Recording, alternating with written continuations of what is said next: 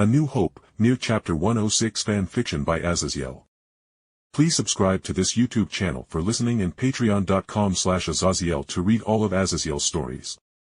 Fighting the team from Mistral was not at all a real issue with how powerful my team was, especially when Jeanne boosted Weiss's semblance to ridiculous levels. It turns out that like the enemies she has slain and can be resummoned, she can also resummon at will whatever the enemies she has slain past weaponry as well.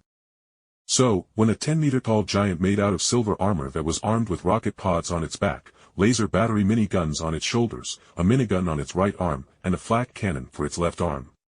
Yeah, it was not much of a fight, as even when that lion Faunus girl got bitchy about Pyrrha not taking her and her team seriously, Pyrrha only had to say if her whole team couldn't beat a summon she has killed before solo, then she had right to challenge her. Well, that was a bit of a stomp head. Yang teased as we entered the stands for fighters, and everyone groaned at Yang's reference to the mech that Weiss summoned. It was indeed a rather lopsided match, but such battle tactics are unsustainable for long-term engagements on the field against Grimm due to the summoning that practically emptied Jeanne and my own Sora. Weiss said, downplaying her achievement, but she was all smiles as the other teams looked at the smaller white-haired princess with undisguised fear at the thought of fighting the summon that very kindly wiped the floor with one of the better teams in the tournament. You know, I hadn't seen those kinds of mechs before. Are they some kind of new Atlas tech? Blake asked, looking up from her book to gaze at Weiss, and at the Faunus's question Weiss shook her head. Weiss glanced up at me and smiled as she took my arm and pressed herself against it as we took our seats next to each other. No, it's not Atlas made, Blake, Weiss said shortly. Granted, Weiss wasn't nearly as much of a Faunus hater as shown in canon, but she also wasn't on the same team as Blake, so she never connected with the black-haired cat girl. And with how she was literally Blake Belladonna, the daughter to the previous head of the White Fan. Yeah, Weiss and Blake weren't friends by any measure of the word. While our teams were just watching the next team battle go on, I felt something weird cross over me, and it felt like a tiny thin silk was placed in front of my eyes, which affected my vision. Honestly, I thought some kind of spider web flew into my face, so I brushed my hand over my face that Weiss wasn't holding, while also flaring a tiny amount of my aura to push off any debris that could be sticking me.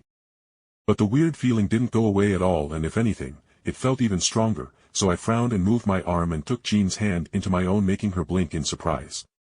Jeanne, give me a boost with your semblance please, I asked, and she did so without hesitation. You alright, Jake?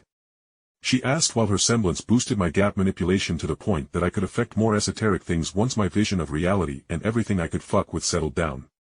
I saw a thin silk string connect to the back of my head that stretched across the Colosseum, and as my eyes focused, I saw covered in what looked to be a pillar of aura of my target, who was seemingly focused on myself as well. Emerald Sustrai was a rather thin dark-skinned woman with green hair, and for whatever the hell reason she was still wearing her normal outfit, and her Kuzurigama mini-side weapons with guns added to them were mounted on her hips. But what more drew my attention besides Neopolitan, who was beside Emerald, was the mastermind of the events of the fall of Beacon in canon. Cinder Fall was standing in front of Emerald and Neapolitan, almost leaning against a guardrail, but she was far too classy to do that.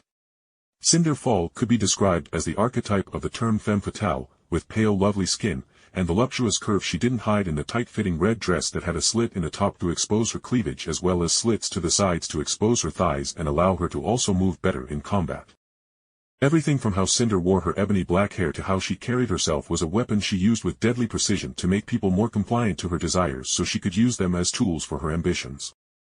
As I met Cinder's eyes, she smiled in some kind of proud delight at me, apparently passing whatever test she had by making Emerald attempt to fuck with me via her illusion semblance. Then she actually leaned on the guardrail of her stand with her large breasts pushing against the hole in her dress's top as she lifted her hand up, and then repeatedly curled her finger at me in the universal language of, "Come here, big boy."